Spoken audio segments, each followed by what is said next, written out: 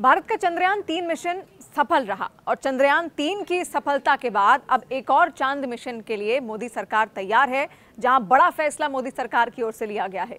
चंद्रयान-4 mission को Modi cabinet ने मंजूरी दे दी है।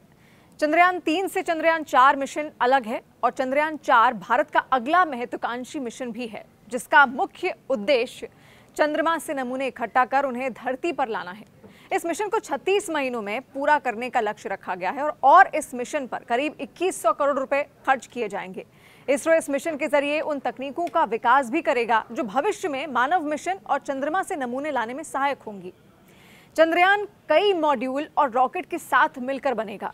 इसमें हर एक में अलग तरह की धातुओं का इस्तेमाल होगा। चंद्रयान के 5 मॉड्यूल होंगे। पहला होगा प्रोपल्शन मॉड्यूल। ये चंद्रयान-3 की एल्यूमिनियम की मिश्रित धातु से बना होगा। डिसेंडर मॉड्यूल अगला होगा, मतलब लैंडर। ये मिट्टी परीक्षण के उपकरण को लेकर जाएगा और चांद की सतह पर घूमेगा।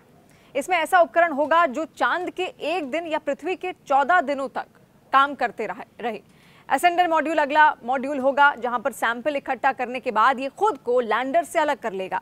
जो मॉड्यूल चांद पर नमूना इकट्ठा करेगा वो रोबोटिक भुजा का उपयोग करेगा। फिर मून की सतह से लैंडर के लॉन्च पैड का इस्तेमाल करके ऊपर उठेगा।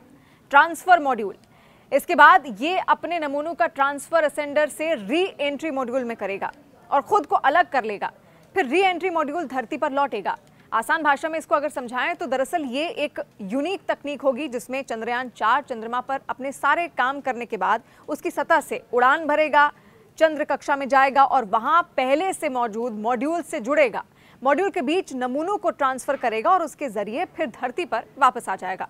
इसके साथ कैबिनेट ने शुक्र ऑर्बिटर मिशन, भारतीय अंतरिक्ष स्टेशन और नेक्स्ट जनरेशन लॉन्च वाहन विकास योजना को भी मंजूरी दी है। चंद्रयान-4 मिशन अब क्या है, इसको आप बारीकी से यहां पर समझिए। चंद्रयान-4 मिशन का उद्देश्य चंद्रमा पर सफल लैंडिंग के बाद धरती पर वापस लौटने की तकनीकों का विकास करना है। इसके साथ ही ये मिशन चंद्रमा से नमूने इकट्ठा कर अपने साथ धरती पर भी लाएगा। भारतीय अंतरिक्ष अनुसंधान संगठन यानी कि इसरो चंद्रयान-4 के विकास और लॉन्च में लगातार लगा हुआ है, जिसमें 36 महीने में इसे पूरा कर जाने की संभावना भी है। इसरो चीफ एस सोमनाथ ने पत्रकारों से बात करते हुए कहा था कि चंद्रयान-4 एक बार में लॉन्च नहीं होगा, इसे 2 हिस्सों में लॉन्च किया जाएगा। इसके बाद अंतरिक्ष में इसके मॉड्यूल को जोड़ेंगे, यानी यहाँ पर डॉकिंग करेंगे और यही तकनीक भविष्य में भारतीय स्पेस स्टेशन बनाने में मदद भी करेगी। चंद्रयान-4 को अंतरिक्ष में टुकड़ों में भेजकर स्पेस में ही इसे जोड़ा जाएगा। इस मिशन के जरिए ही इसरो चंद्रमा से सैंपल लेकर धरती पर वापस लौटेगा। अंतरिक्ष में मॉड्यूल को जोड़ने और अलग करने से ये फायदा होगा कि भविष्य में इसी मेथड से भारतीय अंतरिक्ष स्टेशन यानी कि BAS बनाया जाएगा और इसीलिए चंद्रयान-4 मिशन बहुत ज्यादा महत्वपूर्ण भी है।